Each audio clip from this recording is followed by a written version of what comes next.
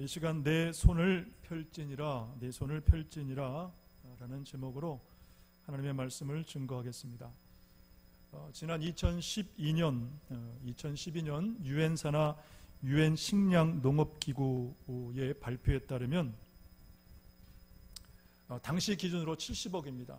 세계 인구 70억 명 가운데 9억 2,500만 명이 굶주림에 있다라고 발표를 했습니다.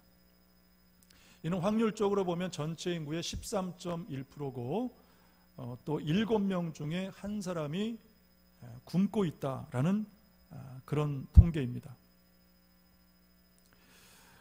이런 결과는 장 지글러라는 사람이 낸 그의 책 왜 세계의 절반은 굶주리고 있는가, 왜 세계의 절반은 굶주리고 있는가라는 책에서 밝혔던 2005년의 결과와 확률 면에서 거의 같습니다. 그러니까 2005년의 결과와 2012년의 이 기아의 상황이 거의 동일하다. 그러니까 무엇을 추정할 수 있냐면 지금 우리가 살고 있는 이런 2020년에도 여전히 굶주림과 기아에 허덕이는 사람들이 많다. 더 놀라운 사실은 전 세계 인구가 충분히 먹을 만큼의 식량이 생산됨에도 불구하고 굶주리는 사람들이 있다. 심지어 굶어 죽는 사람이 하루 10만 명 이상 된다는 것이죠. 자, 그렇다면 이유가 뭐냐? 이유는 하나입니다. 바로 분배의 불균형. 분배의 불균형. 그래서 기아 문제의 세계적 권위자인 이 장 지글러라는 분이 이런 해법을 제시를 했습니다. 다른 사람의 아픔을 내 아픔으로 느낄 줄 아는 유일한 생명체인 인간의 의식 변화에 희망이 있다 그랬습니다. 남의 아픔을 내 아픔으로 느낄 줄 아는 의식 변화에 희망이 있다.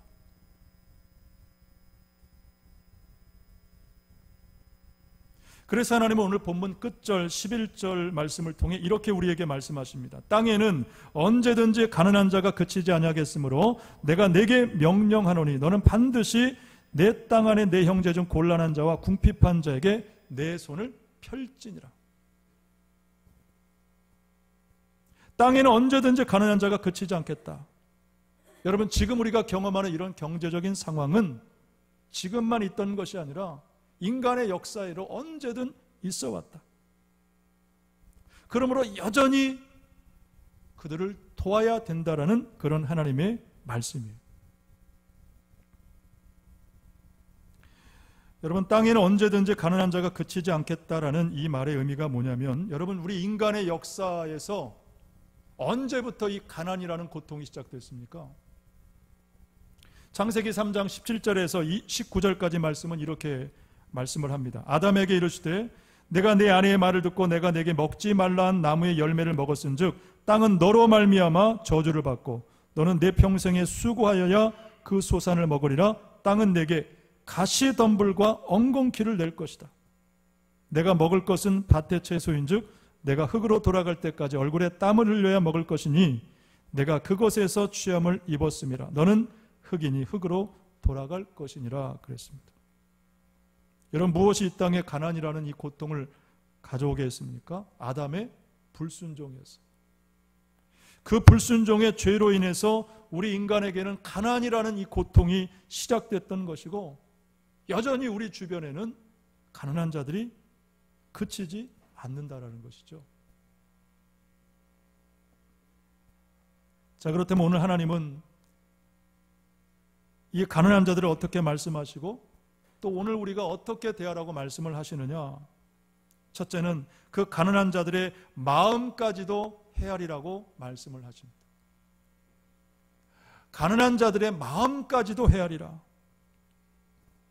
오늘 본문 2절 말씀해 보니까 면제 규례는 이러하니라. 그의 이웃에게 구워준 모든 체주는 그것을 면제하고 그의 이웃에게나 그 형제에게 독촉하지 말지니 이는 여호와를 위하여 면제를 선포하였음이라 그랬습니다.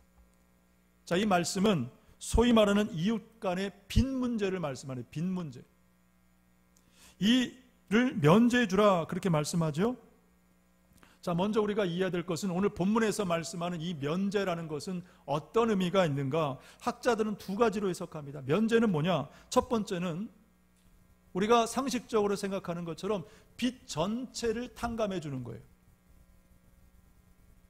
두 번째 해석은 뭐냐면 안식년, 즉 빚진 지 7년째 되는 해에 국한하여 빚 독촉을 하지 마라. 자, 이 중에서 본문이 의미하는 바는 바로 후자예요. 즉 빚 독촉을 하지 말라라는 그런 뜻입니다. 빚 독촉을 하지 마라. 왜냐하면 여러분 본문 1절 말씀에 보면 매 7년 끝에는 면제하라 그랬거든요. 매 7년 끝. 그리고 3절에 보면 독촉이라는 말이 있는 것으로 볼 때 빚을 진 지 7년째 되는 해는 빚 독촉을 하지 마라. 그것이 바로 본문에 말씀하는 면제의 뜻이에요. 또 이 면제라는 말이 히브리어로 보면 사마트인데 그 뜻이 쉬게 하다. 다시 말하면 빚 독촉을 쉬라. 하지 마라. 그렇게 보는 것이 우리가 합리적인 해석이라고 볼 수 있습니다. 자, 여러분 혹시 이 빚 독촉을 경험해 보셨습니까? 빚 독촉을 당해 보셨습니까? 저는 이 빚 독촉은 제가 직접적으로 경험해 보지는 못했지만 이 월세 내는 거, 월세 렌트 혹은 이 학비 문제 때문에 거의 유사한 경험을 했어요.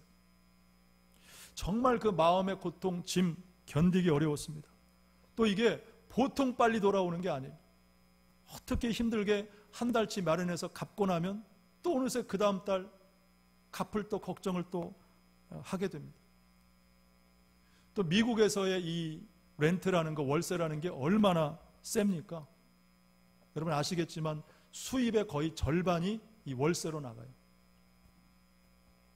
제가 살던 뉴욕이나 혹은 샌디에고 같은 경우는 방 한 칸짜리 아파트도 1,500불, 1,600불.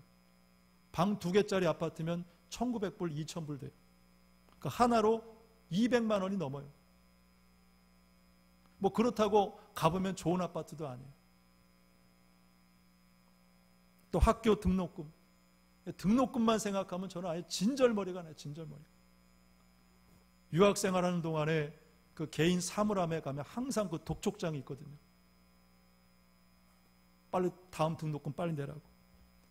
등록금을 다 한꺼번에 못 내니까 3분의 1을 내면 일단 등록을 시켜줘요. 근데 또 한 달 내면 3분의 1을 또 내야 돼. 정말 이 독촉이라는 말, 독촉장 정말 고통스럽습니다.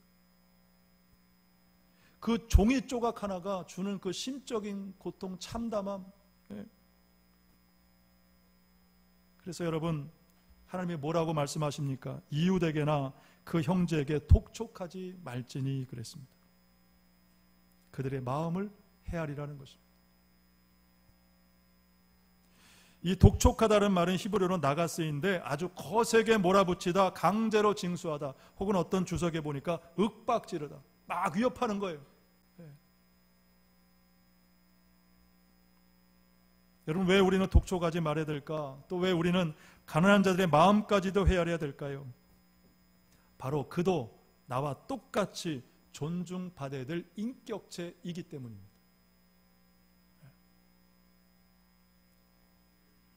그래서 여러분 구약 성경에 보면 하나님은 이웃과 더불어 살아가는 많은 그 필요한 법들을 말씀하셨는데 그 중에 하나가 레위기 24장에 기록된 이른바 동해복수법이라는 그런 법이 있어요. 이건 물론 뒤에 후대 학자들이 붙여진 이름입니다. 쉽게 이해하기 위해서. 동해복수법. 자, 이 동해복수법은 뭐냐면 쉽게 말하면 이겁니다. 여러분 들어보셨을 거예요. 이에는 이, 눈에는 눈으로 갚아주는 거예요. 이게 동해복수법이에요. 눈에는 눈, 이에는 이 갚아주는 거예요. 레위기 24장 17절에서 20절까지 말씀을 우리 보면은 사람을 쳐 죽인 자는 반드시 죽일 것이요 짐승을 쳐 죽인 자는 짐승으로 짐승을 갚을 것이며 사람이 만일 그의 이웃에게 상해를 입혔으면 그가 행한 대로 그에게 행할 것이니 상처에는 상처로 눈에는 눈으로 이에는 이로 갚을지라 남에게 상해를 입힌 그대로 그에게 그렇게 할 것이며 그렇게 말씀을 하죠. 자, 언뜻 보면 이 말씀이 굉장히 잔인한 법처럼 보복하라는 것처럼 들려줄 수가 있어요. 그러니까 당한 만큼 똑같이 갚아줘도 된다. 그러니까 마치 잔인한 보복을 용인하고 인정하는 것 같다라는 생각을 하게 되는데, 근데 사실 여러분 이것은 어떻게 보면 부정적인 의미로 보복을 의미할 수 있지만 사실은 그렇지 않아요. 이웃 간에 동일한 인격체로 인정받고 보호받을 수 있는 법적인 장치를 하나님이 지금 만드시는 거예요. 똑같은 인격체임을 말씀하시는 것입니다. 예를 들면 여러분 힘 있고 권력 있는 사람이 가난한 자의 뭔가를 뺏었다 혹은 상해를 입혔다. 그러면 어떻게 됩니까? 거기에 합당한 동일한 권리를 행할 수 있도록 만든 법이 바로 이 동해복수법이라는 것입니다. 그래서 이 법을 통해서 사람 간의 지나친 복수를 미연에 방지하고 빈자나 부자나 혹은 강자나 약자 사이에 차별이 없게 하신 것이 바로 이 동해복수법이다. 그러므로 우리가 알 수 있는 것은 뭡니까? 가난한 자나 혹은 사회적인 우리가 소위 말하는 약자들, 그들의 마음까지도 헤아리라는 이 하나님의 마음이 담긴 것이죠.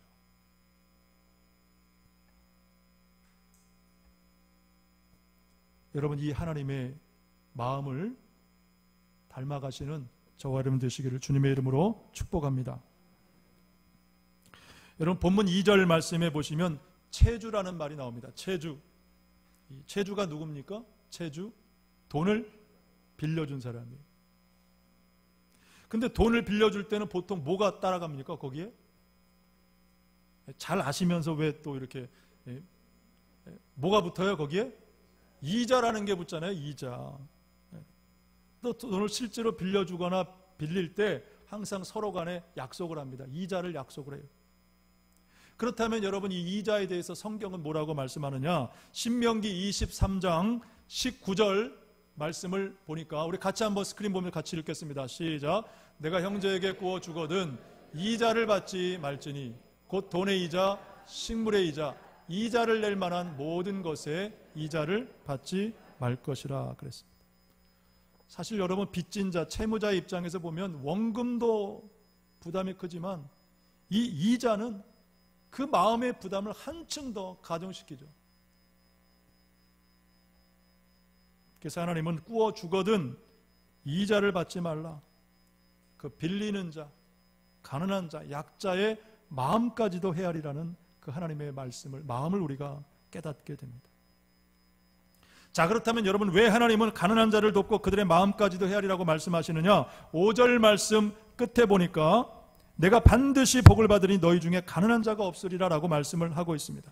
자, 너희 중에 가난한 자가 없겠다. 무슨 뜻이냐면 두 가지 의미가 있어요. 첫째는 우리가 가난한 자들을 돕고 그들의 마음까지도 헤아리면 하나님은 우리를 가난하게 않게 하신다라는 그런 말씀이에요. 자, 둘째는 비록 채주가 안식년에 그가 원하는 그 빚을 받지 못하더라도 가난하게 되지 않는다. 즉 가난한 자를 돕고 헤아리고 배려하는 채주는 결코 가난하게 되지 않는다라는 그런 말씀입니다. 그러므로 중요한 것은 여러분, 오늘 우리가 이 성경적인 부의 원리를 알아야 돼요. 성경적인 부의 원리를 알아야 된다. 자, 여러분, 퀴즈를 하나 내겠습니다. 구약 성경에서 가장 부자였던 사람 한 사람을 말한다면 누가 되겠어요? 자, 구약에서 말씀하는 가장 부자 솔로몬, 왕인 솔로몬이죠. 누가 그 솔로몬의 부를 대적할 수 있어요? 솔로몬은 하나님 앞에 지혜를 구했을 때 하나님이 너무 귀한 거예요. 그 지혜와 더불어 지식을 겸하여 주셨고 또 그 뒤에 보면 부귀와 영광도 주셨다라고 성경은 말씀해요. 그러니까 열왕기상 3장 13절 말씀을 보니까 내가 또 내게 구하지 아니한 부귀와 영광도 내게 주노니 내 평생의 왕들 중에 너와 같은 자가 없을 것이다 그랬습니다. 그러니까 하나님은 솔로몬에게 엄청난 부를 개인적으로 허락하신 거예요. 뿐만 아니라 다음 4장 말씀에 가면 하나님은 이 솔로몬 개인뿐만 아니라 모든 이스라엘 백성들도 다 잘 살게 하셨습니다. 그러니까 하나님이 솔로몬에게 허락하신 복은 뭐냐면 솔로몬 개인과 그가 다스리는 온 이스라엘 백성들 모든 지경에 복을 허락하신 것이죠. 4장 25절 말씀을 우리 같이 한번 볼까요? 4장 25절 시작. 솔로몬이 사는 동안에 유다와 이스라엘이 단에서부터 부엘셀바에 이르기까지 각기 포도나무와 무화과 나무 아래에서 평안히 살았더라. 그러니까 솔로몬 개인뿐만 아니라 그가 다스리는 모든 지경에 부엘셀바와 다른 북쪽에서 남쪽 끝이에요. 또 무화과 나무와 포도나무, 번영과 풍요를 상징하거든요. 하나님께서 솔로몬의 모든 범사에 복을 베푸시는 거, 풍요의 복. 자, 그런데 이후에 솔로몬이 어떻게 변해 갔는가? 열왕기상 10장 14절 이하에 보면 10장 14절 이하에 보면 거기에 무엇이 기록되어 있냐면 솔로몬의 재산에 대해서 기록하고 있어요. 솔로몬의 재산에 대해서.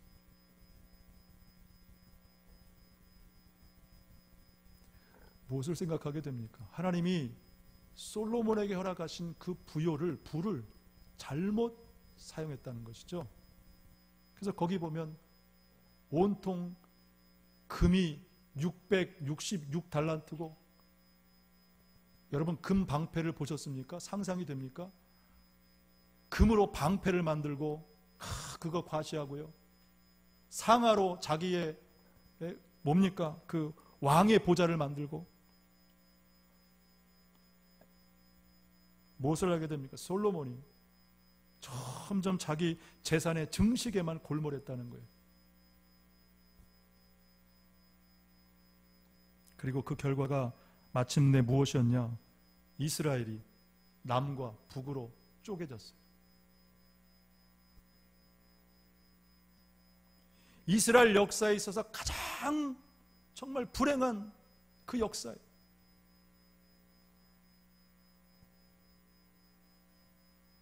여러분, 그러므로 하나님이 허락하신 부를 잘못 사용하면 내 자손, 내 후손이 하나님 앞에 잘못될 수 있다는 생각을 여러분 항상 기억하십시오. 솔로몬은 어쩌면 이스라엘 왕 중에 가장 치명적인 불매스러운 왕이 된 것입니다. 여러분, 그러므로 우리가 가난하든 부하든 늘 잊지 말아야 될 사실 하나가 있습니다. 그것이 바로 오늘 본문 6절의 말씀입니다. 우리 6절 말씀을 같이 보겠습니다. 시작. 내 하나님 여호와께서 내게 허락하신 대로 내게 복을 주시리니 내가 여러 나라에 구워줄지라도 너는 꾸지 아니하겠고 내가 여러 나라를 통치할지라도.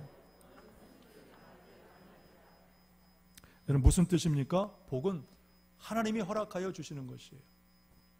내가 수고하여 내가 노력하여 얻게 된 부가 아니라는 사실이 중요하고, 두 번째, 부는 바로 사용하면 복이 되지만 잘못 사용하면 오히려 저주가 될 수 있다는 그런 말씀이에요. 그러므로 여러분, 오늘 본문을 통해 깨달을 할 두 번째는 뭐냐면 우리가 누군가를 도와야 될 때 힘껏 도와야 된다는 것입니다. 그것이 하나님께서 우리에게 부를 허락하신 이유입니다. 누군가를 도울 때 도울 상황이면 힘껏 도우라, 힘껏 도우라. 본문 7절과 8절 말씀을 우리 같이 보겠습니다. 시작. 내 하나님 여호와께서 내게 주신 땅 어느 성읍에서든지 가난한 형제가 너와 함께 거주하거든 그 가난한 형제에게 내 마음을 완악하게 하지 말며 내 손을 움켜쥐지 말고 반드시 내 손을 그에게 펴서 그에게 필요한 대로 쓸 것을 넉넉히 구워주라. 자, 앞서 살펴봤던 이 가난한 자의 마음까지도 헤아리는 것이 수동적이고 소극적인 방법이라면, 누군가를 도울 때 힘껏 돕는다는 것은 적극적이고 능동적이고 무엇보다 여러분 성경적인 방법이에요. 여러분, 그래서 우리가 남을 돕기 위해서는 우리가 먼저 두 가지 그릇의 크기를 넓혀야 됩니다. 우리가 남을 힘껏 도우려면 두 가지 그릇의 크기를 넓혀야 된다. 첫째는 마음의 크기를 넓혀야 돼요. 마음의 크기를 넓히라. 본문 7절 끝을 다시 보니까 그 가난한 형제에게 내 마음을 완악하게 하지 마라. 마음을 완악하게 하지 말라 그랬습니다. 이 완악이라는 말은 히브리어로 아마치인데 그 뜻이 뭐냐면 요새화하다라는 뜻이에요. 아마치, 요새화하다. 그러니까 예전 성경에는 강팍이라는 말로 기록되어 있습니다. 그러니까 마음을 마치 요새화처럼 걸어 잠그는 거예요. 걸어 잠그는 거. 언제요? 남을 도울 일이 있을 때 그냥 걸어 잠궈요.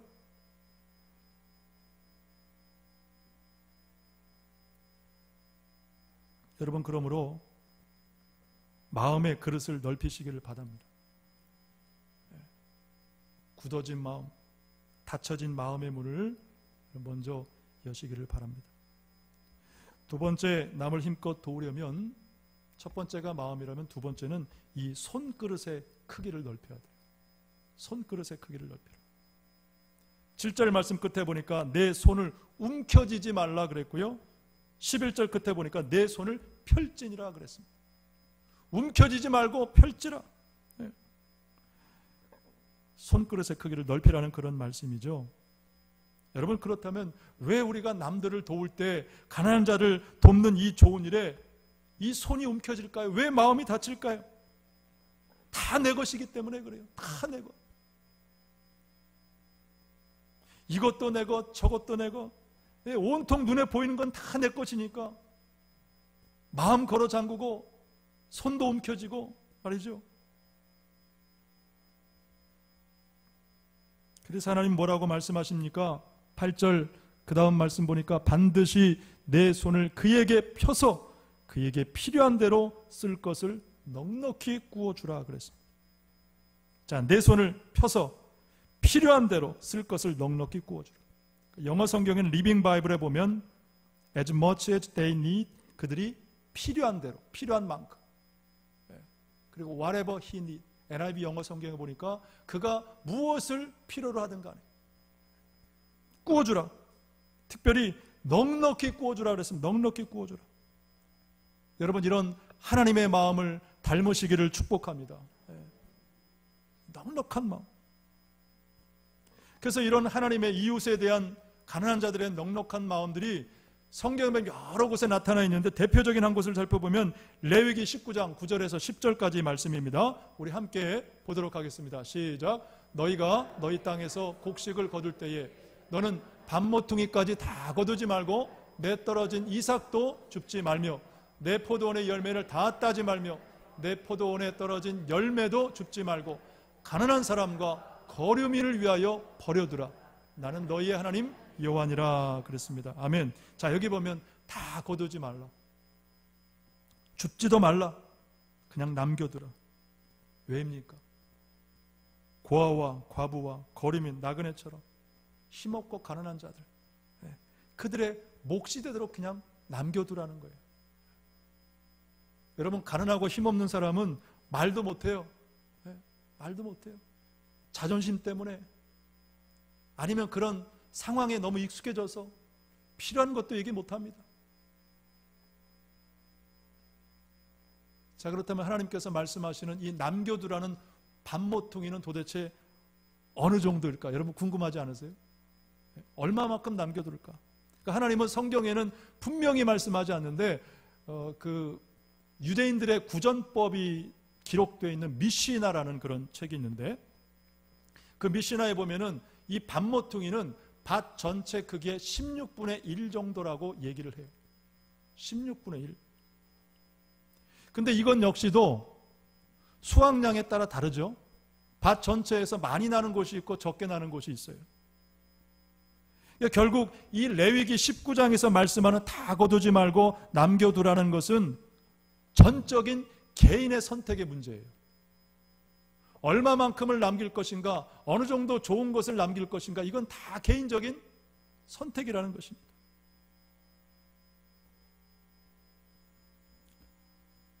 어쨌든 여러분, 우리가 누군가를 도와는 일이 있다라면, 상황이라면 정말 힘껏 최선을 다해서 도와야 된다. 이것이 바로 하나님의 뜻이라는 거예요. 넉넉히 구워주라. 저는 지난 주 중에 그 약속이 있어서 차를 몰고 이제 그 명동 칼국수 아시죠? 그 명동 칼국수 앞에서 좌회전하려고 이제 신호 대기를 하고 기다리고 있었어요. 근데 왼쪽으로 이렇게 보니까 그 몽골 여성 세 분이 두리번 하면서 헤매고 있는 거예요, 길을. 딱 보니까 알겠더라고요. 분명히 몽골 사람이었어요. 몽골 사람이었어요. 근데 이분들이 보니까 그 잠시 동안에 보는데 막 어디로 가야 될지 모르는 거예요. 다 한글로 돼 있으니까 뭘 알겠어요, 그분들이. 마음 같아서는 차에서 내려서 도와주고 싶은데 차를 운전하고 있으니까 도와줄 수가 없겠더라고요. 어쨌든 그렇게 잠시 고민하면서 그 상황을 이제 지나가게 됐는데 계속적으로 가는 길에도 마음에 걸리는 거예요. 저는 간혹 이런 외국인들 혹은 외국인 노동자들 볼 때면 마음이 짠할 때가 있어요. 얼마나 그분들이 이 낯선 땅에서 살아가기가 힘들까. 볼 때마다 그분들의 고통이 생각이 돼요. 왜냐하면 여러분, 인종에 대한 차별 혹은 무시를 경험해 본 분들이라면 이 가난에 대한 차별, 고통 못지않게 큰 고통이 인종차별이라는 여러분 이 고통이에요. 여러분 이거 쉽게 생각할 문제 아니에요. 인종차별. 제가 처음에 미국에 그 유학생으로 갔을 때 뭐 생활비 벌고 학비도 벌고 또 공부도 해야 됐기 때문에 뭐 투잡, 쓰리잡 거의 7년 동안, 결혼하기 전까지 7년 동안 그렇게 정말 힘들게 살았습니다. 그 중에 제가 처음에 가졌던 그 잡 중에 하나가 뭐냐면 익스터미네이터라고 그래서 무슨 터미네이터처럼 뭐 괜찮은 이름 같은데 쉽게 말하면 쥐 잡고 바퀴벌레 잡는 일이었어요. 지금 이 모습에 여러분 상상이 갑니까? 아주 그냥 꾀재재한 옷 입고 모자 하나 딱 쓰고 날마다 밤마다 그 맨하탄 거리에 차 몰고 그냥 지금 완전 단종된 그 뭡니까 미쯔비시 무슨 이름도 기억이 안 나요. 그 차, 그 고물차 몰고 맨하탄 같은 그런 기억. 왜냐하면 그 일을 했던 이유가 학교 수업이 없는 시간에 밤 시간에 할 수 있었고 새벽까지. 그리고 그 페이가 세요. 그러니까 선택이 없었어요. 돈은 벌어야 되고 살아야 되고 공부도 해야 되니까. 그러니까 주로 이제 맨하탄에 차를 몰고 가면 맨하탄에 이제 밤 되면 완전히 그 뭐 공동화라고 그러나요? 사람들이 다 빠져나가요. 그리고 식당들, 음식점들 뭐 이런 데가 9시 정도 되면 문을 닫거든요. 그러면 그 문 닫는 시간 다 가가지고 이 엑스터미네이터들이 한 바퀴 쭉 돌아요. 그러면서 한 주일 전에 쳐놨던 그 쥐트랩, 그리고 바퀴벌레 퇴치용 그 끈끈이 있죠. 그걸 이제 다 걷습니다. 그리고 다시 그 자리에다가 새로운 것을 설치를 해요. 지금 우리나라처럼 이렇게 깨끗하지가 않아요. 지하에 내려가면 여러분 냄새나고, 여러분 쥐도 우리나라는 쥐 한 종류밖에 없죠. 미국은 쥐 종류가 세 개예요. 조그만 생쥐가 있고 집쥐가 있어요. 한 이만한 거. 들쥐 아세요? 들쥐는 토끼만 해요. 이만해요. 이만. 들쥐 보면 겁이 나요. 도망가요.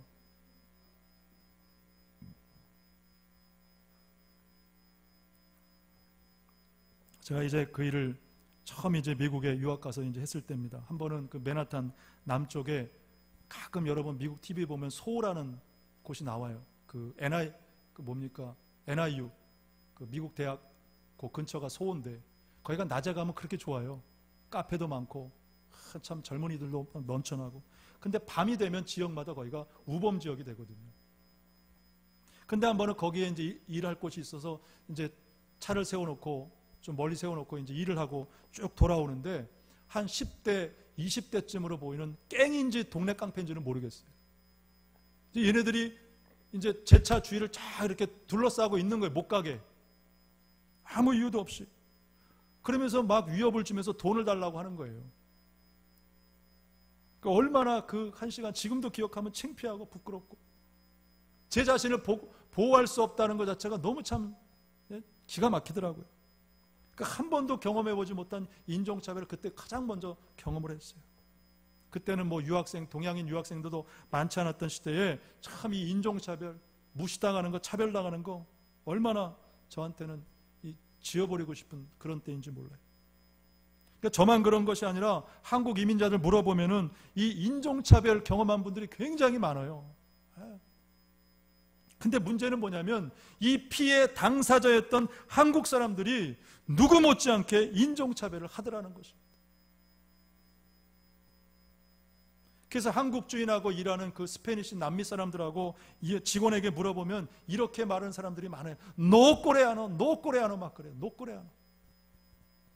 한국 사람들은 아니라는 거예요. 네. 한국 사람들은 다 나쁘다. 직원들이 하는 얘기가 그거예요. 비웃으면서 그래요. 비웃으면서. 저는 가끔 한국에서도 비슷한 얘기를 들을 때가 있습니다. 소위 외국인 노동자들, 반인격적으로 대하는 소위 악덕업주들에 대한 이야기를 듭니다. 물론 외국인 노동자들 중에서도 위법하고 성실하지 못한 사람들 얘기도 듣습니다. 그럼에도 불구하고 여러분, 약자와 강자의 관점에서 보면 분명히 그들은 이 사회에서 약자가 분명해요. 여러분, 누가 그들의 입장을 대변하고 누가 그들을 보호해 줄 수 있습니까? 우리가 말로 이러지만 또 세상에 돌아가면 똑같이 또 차별적인 눈으로 바라본다는 거예요. 사실 여러분, 이 말 하나만 안 통한다는 것, 이 한 가지 이유만으로도 그들은 이 사회에서 분명한 약자예요. 여러분, 오늘 본문 9절에 보니까 뭐라고 얘기합니까? 너는 궁핍한 형제를 악한 눈으로 바라보지 말라 그랬습니다. 악한 눈으로 바라보지 말라. 그것이 내게 죄가 된다라고 말씀을 합니다. 악한 눈으로 보지 말라. 왜냐하면 그것이 우리에게 죄가 되기 때문에.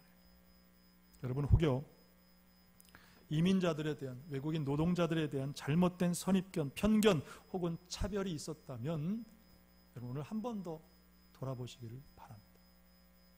똑같은 인격체입니다. 똑같은 인격체. 이제 오늘 말씀을 마치려고 합니다. 결론적으로 여러분, 왜 우리는 가난한 자들의 마음까지도 헤아리고 그들을 도울 때 힘껏 도와야 되느냐? 세 가지 이유가 있습니다. 첫째는 반드시 해야 할 일이기 때문입니다. 그들을 돕는 것은 반드시 해야 될, 본문 8절, 10절, 11절에 보니까 반드시 내 손을 펴서 반드시 주라, 반드시 내 손을 펼치라고 말씀을 하고 있습니다. 다시 말하면 가난한 자들을 돕는 것은 우리가 반드시 해야 할 일이기 때문에 해야 돼요. 반드시 해야 할 일이다. 두 번째, 하나님께 복을 받는 일이기 때문에 해야 됩니다. 본문 5절, 6절, 10절에 역시 반복하여 말씀합니다. 내가 반드시 복을 받으리니 내게 허락하신 대로 내게 복을 주신다. 모든 일에 내게 복을 주시리라 그랬습니다. 여러분, 그러므로 가난한 자를 돕게 더욱 힘껏 도우시고 하나님이 약속하신 이 복을 받아 누리시기를 주님의 이름으로 축복합니다. 세 번째, 가난한 자를 돕는다는 것은 바로 누구를 위함이 아니라 하나님을 위하는 일이기 때문에 하는 거예요. 본문 2절 말씀 하반절에 보니까 이는 여호와를 위하여 면제를 선포하였음이라 그랬습니다. 여호와를 위하여 면제를 선포했다. 즉 우리가 가난한 자들의 마음까지도 헤아리고 또 그들을 힘껏 돕는다는 것은 다른 누구를 위하는 것이 아니라 하나님을 위하는 것이고 하나님이 영광 받으시는 일이다. 그러므로 우리가 소홀할 수 없죠. 소홀할 수 없어요. 여러분, 아무쪼록 내 주변에 있는 가난한 형제들, 이웃들, 그들의 마음까지도 한 번 더 헤아리고 살피시기를 바랍니다. 그리고 행여 도울 일이 있다면 힘껏 도우십시오. 힘껏 도우십시오. 그것이 하나님의 뜻이고 하나님께 복을 받는 축복의 삶이 될 줄로 믿습니다.